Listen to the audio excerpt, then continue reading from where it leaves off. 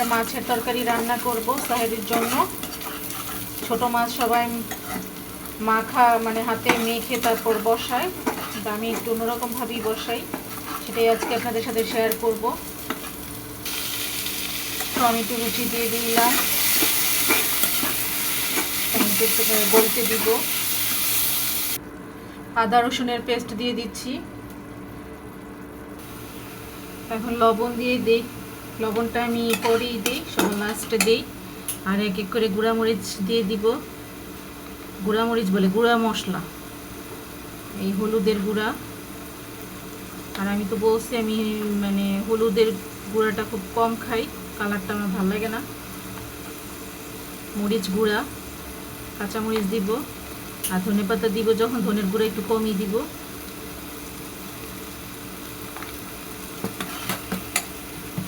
একটু পানি দিয়ে দিই।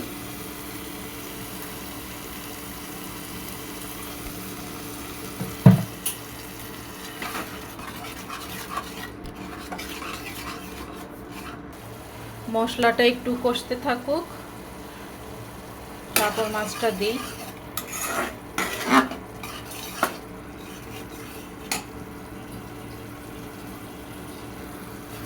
আমার আবার এই নাড়ানাড়ি স্বভাবটা খুব বেশি, খালি নাড়াচাড়া করি, কষতে দেই না, খালি নাড়তেই থাকি। এটা একটা আমার একটা বদ অভ্যাস, খালি নাড়তেই থাকি। কি অবস্থা! এখন আমি মাছটা দিয়ে দেই। আজকে আমি কাচকি মাছ নিয়েছি। সবাই এটা আপনারা মেখে বসান, তাই না? অবাক হইতেছেন যে এইভাবে বসাই কেন তরকারিটা, না? আমি এবার এইভাবেই বসাই, মাখামাখি সব ভালো লাগে না, এভাবে বসাই না। সুন্দর করে মিশাই নিচ্ছি। এখন আমি ঝোলটা দিয়ে দিব।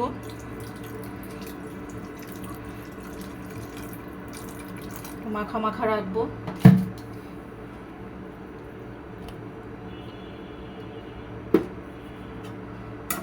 এই হচ্ছে আমার ছোট মাছ রান্নার পদ্ধতি।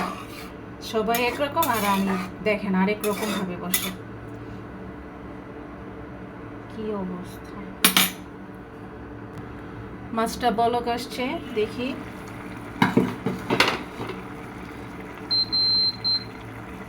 এখন আমি এখানে কাঁচামরিচ দিয়ে দিই। এই যে আমার এই কালারের কাঁচামরিচগুলো খুব ভাল লাগে, তাই খালি খুঁজি।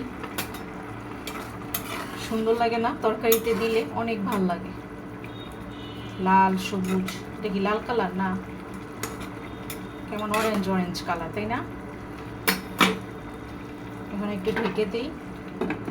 কাঁচামরিচের যে মানে স্মেলটা, ফ্লেভারটা সব এই তরকারিতে যাবে, অনেক সুন্দর একটা স্মেল আসবে।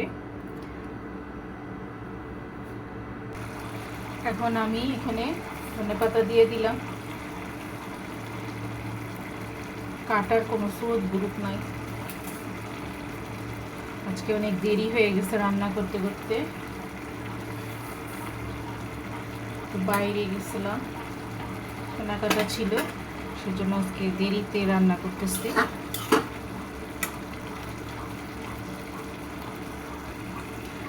আমার ভিডিওটা যদি আপনাদের ভালো লাগে তাহলে অবশ্যই লাইক, কমেন্ট এবং বেশি বেশি করে শেয়ার করবেন, প্লিজ প্লিজ, ফ্রেন্ডস এবং ফ্যামিলির মাঝে।